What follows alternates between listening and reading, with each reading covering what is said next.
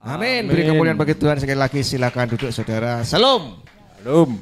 Wah, bangku depan banyak sing kosong saudara. Maju ya, jadi biar penuh saudara. Makasih buat semua hamba Tuhan yang sudah pagi ini melayani Tuhan. Kiranya kita semua diberkati semua. Di akhir tahun ini saudara, saya akan bertanya saudara. Sudahkah saudara itu mengalami Tuhan? Ya. Di tahun 2025 ini sampai hari ini, sudahkah kita itu mengalami Tuhan? Mengalami Tuhan. Artinya mengalami Tuhan itu saudara benar-benar menikmati hubunganmu dengan Tuhan. Satu menikmati kebaikannya Tuhan. Jadi mengalami Tuhan itu, saudara itu benar-benar mengalami firman Tuhan, saudara itu mengalami tetap sukacita, tetap damai sejahtera, sekalipun sesuatu itu ada menghadang kita. Saudara terus renungkan di tahun 2025 ini. Jadi kita nanti menuju tahun 2026, saya berharap saudara semua di tempat ini bisa mengalami Tuhan. Jadi hidup-hidupmu itu setiap hari itu sepertinya saudara hanya bisanya kau bersyukur. Nah, saudara mengalami Tuhan itu setiap hari hidupmu hanya sukacita, terima kasih, bersyukur Tuhan baik, Engkau sungguh menolong saya, Engkau yang tidak pernah meninggalkan aku, Engkau yang tidak pernah jauh dariku, saudara. Jadi itu orang yang sudah mengalami Tuhan itu setiap hari dia hanya bisanya terima kasih Tuhan. Puji Tuhan. Kenapa? Dia mengalami Tuhan, mengalami firman Tuhan. Besok akan saya sampaikan tentang mengalami Tuhan. Ya. Jadi itulah saudara, orang yang sudah bisa mengalami Tuhan itu artinya hidupmu itu benar-benar sama Tuhan itu sudah sangat dekat dan intim sekali. Sekalipun saudara mengalami kesesakan apapun, tapi saudara tetap bisa, Tuhanku tetap baik, Yesusku tetap baik. Nah ini saudara ya. Jadi di penghujung akhir tahun ini ya, kita akan selalu mereview kembali saudara apa yang sudah mungkin kita alami masa-masa di tahun 2025. Tapi percayalah, kebaikan Tuhan itu tidak pernah jauh dari kita semua. Kelihatannya seperti jauh, tapi perhatikan kalau saudara renungkan setiap perjalananmu ini saudara, pasti ada sesuatu Tuhan yang buka jalan. Amin. Jadi mari saudara, tahun 2026 saudara harus lebih baik lagi, bisa mengalami Tuhan. Ya, hatimu, rohmu diperbaharui saudara. Ya, saya ingin jemaat di tempat ini tahun 2026 waktunya waktu kemenangan yang luar biasa saudara. Dan saya juga punya pengharapan saudara. Jadi kalau saudara punya pengharapan itu artinya sedang ada mujizat terjadi. Jadi pengharapan itu menandakan akan terjadinya sebuah mujizat.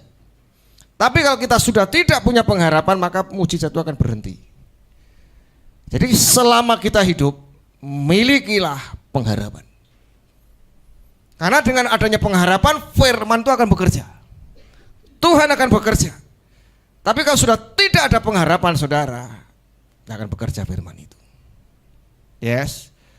Berarti kan ketika orang yang lumpuh di kolam itu, dia tidak punya pengharapan. Tapi pengharapannya hanya kepada malaikat yang turun saja. Nah minimal kan begitu saudara. Jadi dia masih memiliki pengharapan ada malaikat yang jatuh ke kolam itu. Dan perhatikan, karena dia masih memiliki pengharapan, lihat, mujizat masih terjadi. Jadi sekali lagi, milikilah pengharapan dalam hidup supaya mujizat terjadi. Ketika saudara berhenti memiliki pengharapan, berhenti juga mujizat terjadi. Amin. Ya, sekali lagi milikilah pengharapan. Tapi saya tidak akan berbicara tentang itu saudara. Saya berbicara tentang gunakanlah otoritasmu yang sering kita tidak sadari, yang sering kita tidak pahami. Saudara sudah diberi kuasa, otoritas itu adalah bahasa Yunani saudara. Saudara sudah diberi kuasa atas segala hidup ini saudara. Saudara diberi kuasa atas hidupmu. Oleh sebab itu saya katakan bahwa kita dipanggil untuk menguasai hidup, bukan dikuasai hidup. Saudara dipanggil bukan untuk dikuasai masalah, tapi menguasai masalah. Perhatikan, apa yang sedang kau pergumulkan saat ini? Saudara bisa berkuasa atas yang kau gumulkan ini, saudara. Saudara ada di atasnya kalau ingin menjadi pemenang. Jangan seperti saudara itu menyerah, Tuhan, Tuhan tolong, Tuhan tolong. Tidak salah Tuhan tolong. Kenapa doamu lama tidak dijawab, belum terjawab? Karena tanpa sadar saudaranya mengandalkan Tuhan, betul Tuhan tolong sembuhkan aku. Tapi sebetulnya Tuhan sudah kasih otoritas kepadamu untuk bisa menyembuhkan dirimu sendiri, saudara. Dengan kuasa yang dari Tuhan sebetulnya. Saudara perhatikan ayat di sini, saudara. Dalam Kejadian 1, nah ini kan sudah dikatakan disuruh menguasai semuanya. Dunia, ini berbicara dunia ya. Kemudian diberkatinya mereka, Kejadian 1:28. Dan dengan ucapan beranak cuculah dan yang banyak, supaya keturunanmu mendiami seluruh muka bumi serta menguasainya. Loh. Kamu ditugaskan mengurus ikan-ikan, burung-burung dan semua binatang lain yang di luar itu. Adam diberi kuasa seperti itu untuk menguasai dunia dengan segala yang ada. Dan saudara di Matius 9, saudara perhatikan. Kita itu sudah diberi kuasa. Jadi kalau saudara sakit, usirin penyakit itu, saudara, dari tubuhmu. Yesus tuh ngusir, hardik dia. Selama ini kan kadang-kadang Tuhan sembuhkan aku, padahal dikatakan firman itu dekat di mulut dan hati. Lupakan, saudara. Jadi firman itu juga harus berkatakan di mulutmu, bukan hanya di hati saja.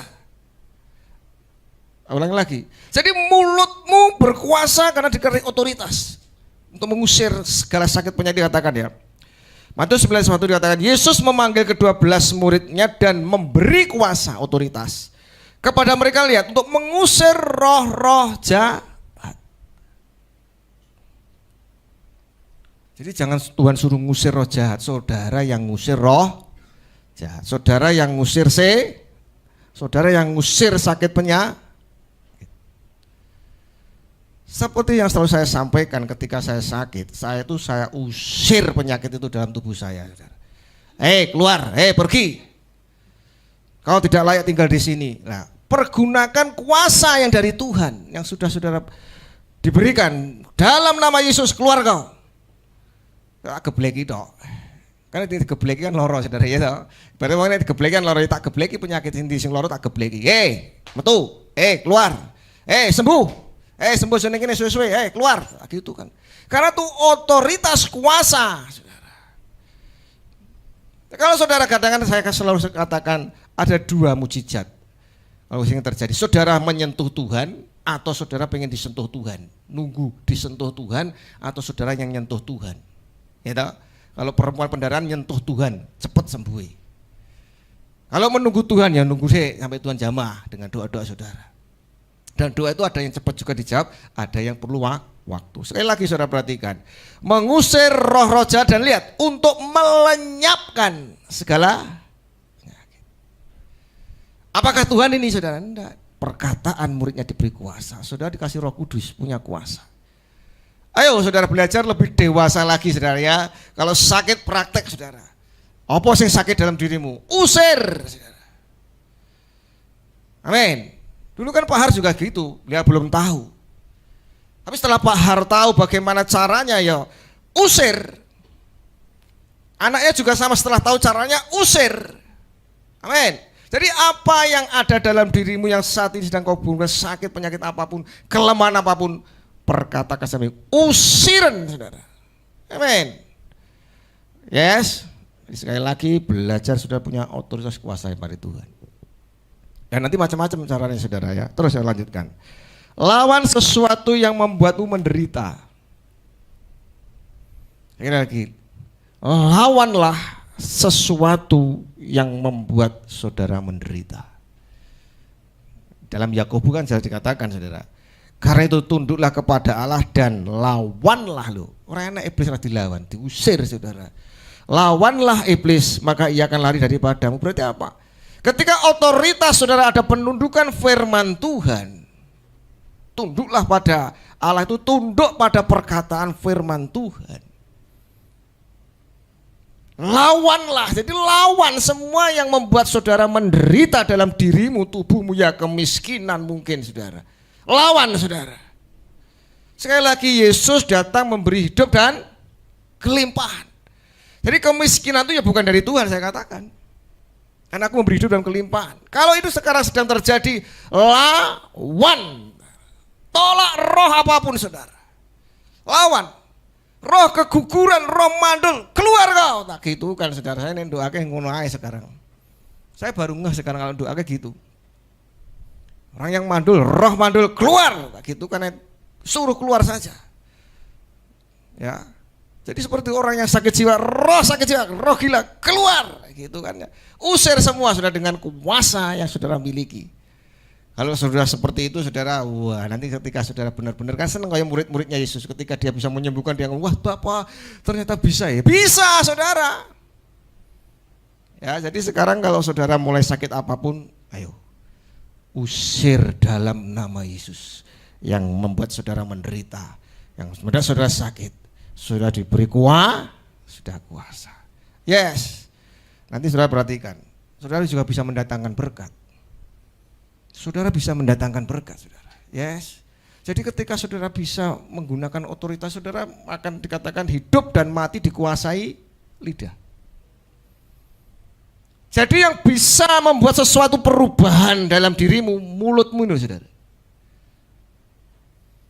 Mulut kita, saudara. Kuasa yang Tuhan berikan mulutmu ini, saudara. Saudara percaya dengan perkataan-perkataan setiap hari saudara katakan, aku diberkati, aku diberkati, aku diberkati, aku sehat, aku sembuh, aku sembuh. Setiap hari saudara berkatakan hidup dan mati, lihat dikuasai lidah loh, perkataan loh saudara. Jadi berita dasarnya otoritas yang Tuhan berikan lewat perkataan. Giling-giling firman Tuhan itu ada di hati dan mulut. Wes apa wae sekarang saudara bisa doakan orang lain ya. Saudara mau praktek orang tonggomu sakit, usiren dalam nama Yesus, keluar kau. Yes, amin. Itu dalam nama Yesus keluar. Yuk, nanti ada ayat ya. Yesus kan lihat ketika ada demam, ibunya Petrus itu demam, mertuanya apa ibunya gitu. Petrus, lihat Yesus menghardik, keluar demam, keluar kan? Loh. Jadi sekarang saudara belajar gunakan otoritas mulutmu. Apapun yang membuat saudara menderita. Ayo. Ya. Di dalam Lukas 4:39 ini terjemahan bahasa sehari-hari dikatakan Yesus pergi ke tempat tidur ibu. Lalu mengusir demam itu, lihat, ngusir. Penyakit diusir. 1 2 3 penyakit di. Saya kemarin buat status saudara. Semakin kau fokus dengan penyakitmu, maka penyakitmu semakin besar saudara. Tahun lagi, semakin kau fokus dengan penyakitmu, dengan masalahmu, itu akan menjadi semakin besar malahan. Karena saudara sudah tergoda, terpikat oleh itu terus saudara. Yes, saya ulangi lagi. Semakin kau terfokus dengan penyakitmu, lihat, orang yang terfokus dengan penyakit begitu diagnosa kanker, sudah fokus di situ terus. Engkau kayak piye, aku kayak meninggal, anakku piye, ora doyan mangan malam, turun. Yes. Semakin kau fokus dengan masalahmu, semakin kau fokus dengan penyakitmu, malah semakin besar, saudara. Yes. Tapi kalau kau fokusmu kepada Tuhan, itu akan berbeda. Penyakit silahkan ada, tapi ketika saudara fokusmu kepada Tuhan akan berbeda. Loh, saya sakit bulan-bulanan ketika tak jarke wae, kok tak gebleki keluar kok, ora tak anu, ora tak manja, ora tak nggo doa tetap, tak nggo melayani tetap. Wes ora tak gagas saudara, malah sembuh, amin, sembuh. Tapi nek tak gagas, tak rasa kayak ya memang loro, tapi saya lawan dalam nama Yesus. Nggak tak fokus guys. Belajar saudara, yes. Semakin kau memfokuskan sesuatu, akan menjadi besar malahan. Perhatikan sekali lagi. Tapi kalau saudara fokusmu kepada Tuhan akan berbeda. Ya tetap saudara, tetap sama, ada masalah ada, tapi fokusmu jangan ke situ. Karena iblis kan kerjanya untuk mengalihkan saudara, mencuri kan perhatian saudara. Kekurangan, tapi fokusmu jangan dengan kekurangan itu saudara. Saudara mungkin sama, sedang saya alami juga, ya kekurangan juga saudara. Bayangkan saya harus 2 rumah ini podoe saudara, saya ngerjakannya. Kan Mas Daru juga tahu, 2 rumah saya ini. Hari demi hari tapi puji Tuhan, saya lewati semuanya. Nah, sudah selesai, besok tinggal Mas Arya, tinggal lagi bersih-bersih tok sudah. Tapi saya akan fokusnya di situ saudara. Nah, hanya Yesus, tetap Yesus. Coba kalau Pak Har fokusnya kan nyakur pusing terus, orang kerja saudara. Ya betul, berangkat semangat, yes, lawan pusing. Nah itu saudara, kita akan mengalami sesuatu. Perhatikan ya, ibu mertua Simon langsung bangun dan melayani mereka. Lihat, Yesus saja menghardik, ngusir penyakit. Jadi mulai sekarang penyakit cilik-cilik ngono ya usir naik dalam nama Yesus. Allah jadi gagas munyang setitik pira setitik ora yang gereja. Wele ngene iki saudara, iki sing gawe dadi gedhe ngene iki saudara. Pilek titik tok saudara. Kan nggo masker sik iso saudara. Aja mbok gagas. Datang ibadah. Watuk titik datang ibadah. Malah sembuh saudara. Amin. Sembuh malahan saudara ya. Tapi kalau mbok gagas mbok ngene wis.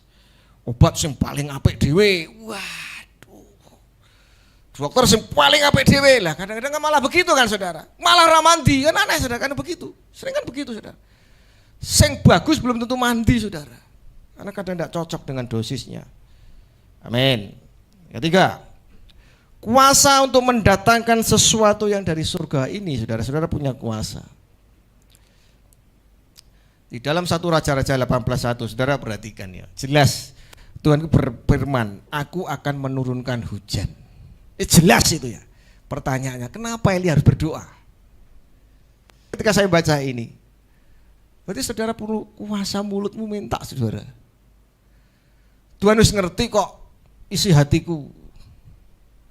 Tuhan ngerti kok keadaanku, kalau aku rapor pulang Tuhan ngerti kok. Loh, sudah salah saudara. 3 hal yang bisa membuka surga, bisa membuka langit terbuka untuk saudara. Yang pertama persepuluhan, dikatakan tingkat akan terbuka. Yang kedua kurban.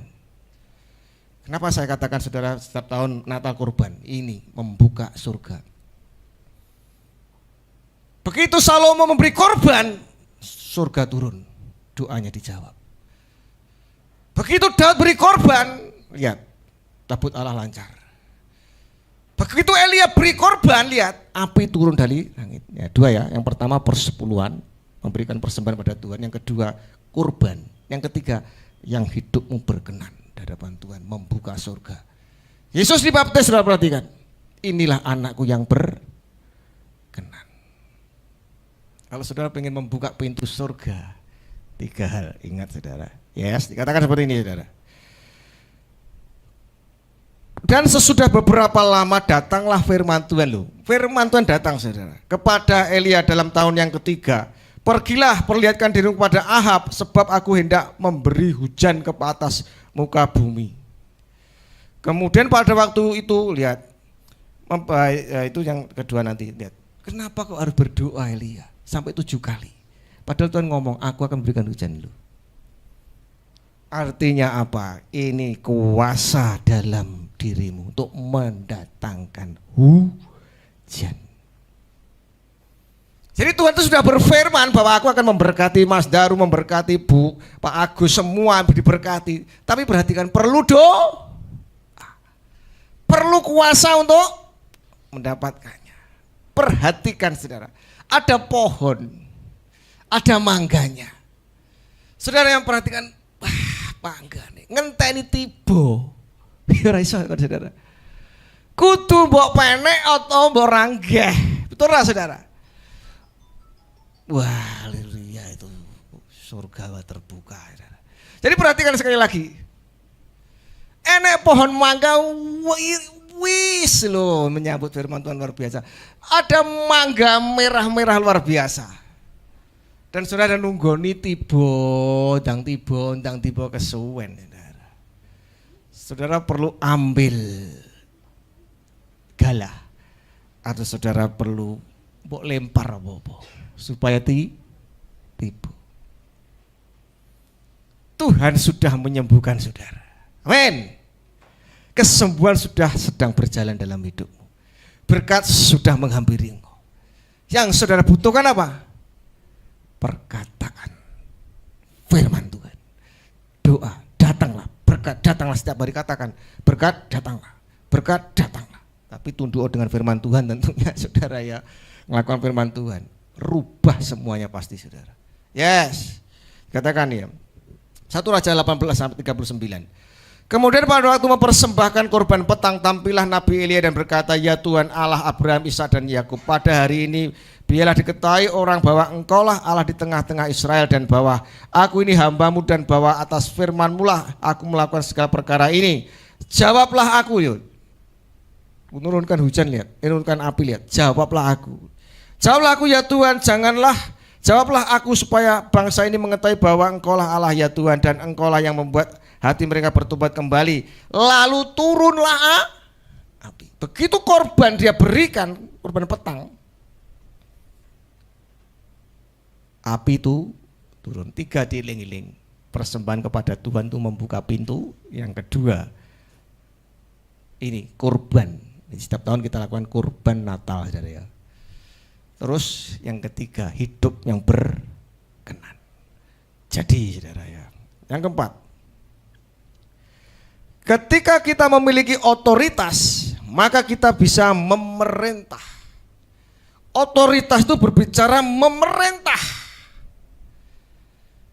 Ketika Pak Presiden ada kuasa otoritas, dia memerintah para menterinya. Ada kuasa. Oleh sebab itu sudah dikatakan di ayat ini, tetapi jawab perwira itu kepadanya, ya Tuhan, aku tidak layak menerima Tuhan di dalam rumahku. Katakanlah sepatah kata, maka hambaku itu akan sembuh.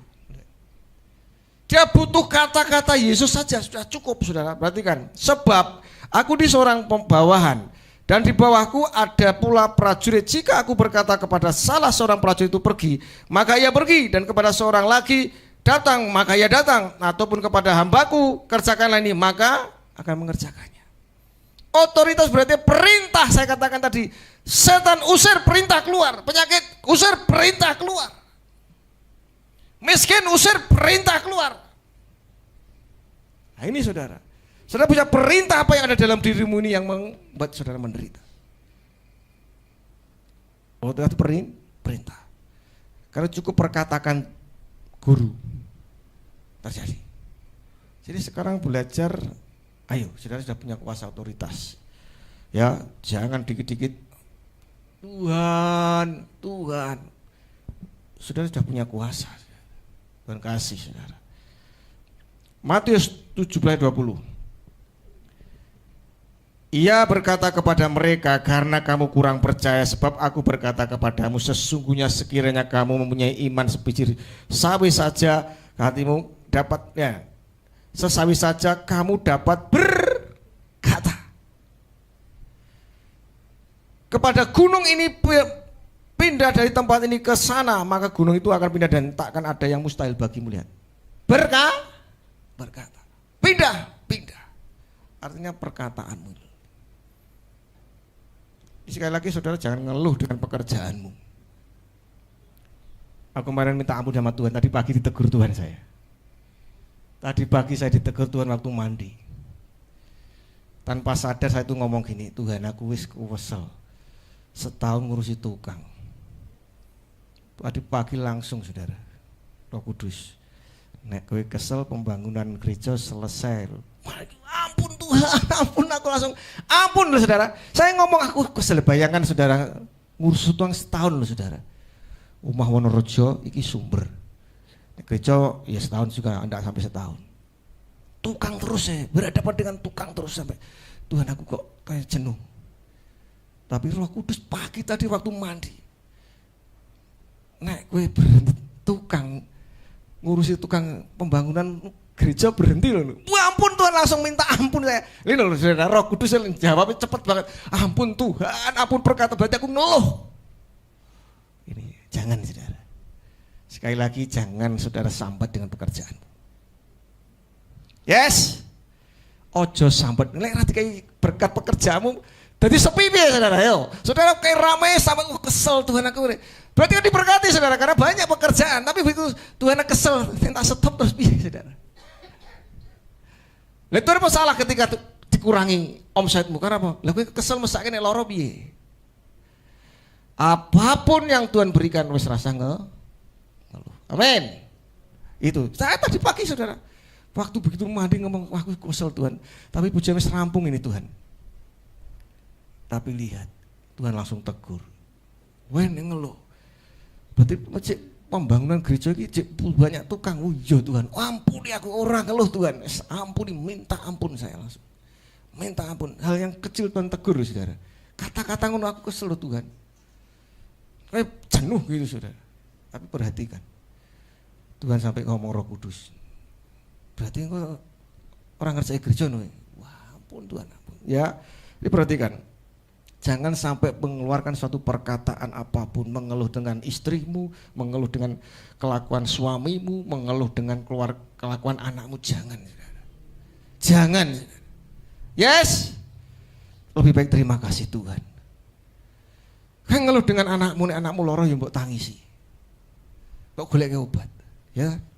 Wes ora usah ngeluh dengan anakmu, dengan istrimu, dengan suamimu, dengan pekerjaanmu. Ngeluh dengan suamimu, ditinggal suami tenan nangis gue, ya kan, ditinggal tenan nangis kan itu, ya kan. Jadi sudahlah, tidak usah ngeluh dengan keadaan istrimu mungkin yang lele kayak kemarin istrimu yang lele, jadi lele luar biasa dari penting guyu ya. Sempenting aja lele Jawa pastor, lo apa? Lele Jawa patile abot ya. Jadi saudara perhatikan lele itu anggap aja lele yang membuat saudara semakin semangat. Yang penting aja lele Jawa ya katanya si itu saudara ya. Dan lele Jawa patile ternyata beda dengan lele dumbu ya. Lebih loro ya. Jadi sekali lagi biarlah lele itu membuat saudara semakin kuat semangat saudara. Jangan ngeluh. Ternyata Tuhan tidak suka dengan itu saudara. Roma 10:8 terakhir saudara. Tetapi apakah katanya ini firman itu dekat kepadamu yaitu di dalam mulutmu dan ada di dalam hatimu, itulah firman Tuhan yang kamu beritakan. Hidup dan mati dikuasai oleh lidah. Jadi tergantung perkataanmu. Sekali lagi saudara, pergunakanlah perkataanmu. Jangan ngeluh seperti saya tadi itu minta ampun sama Tuhan. Apapun yang saudara alami jangan ngeluh. Yes, jangan ngeluh. Hanya sepele sebetulnya, saya jenuh dengan ngurusi ini terus Tuhan, jenuh. Tapi Tuhan ngomong, jangan. Saya minta ampun langsung, ampuni aku Tuhan.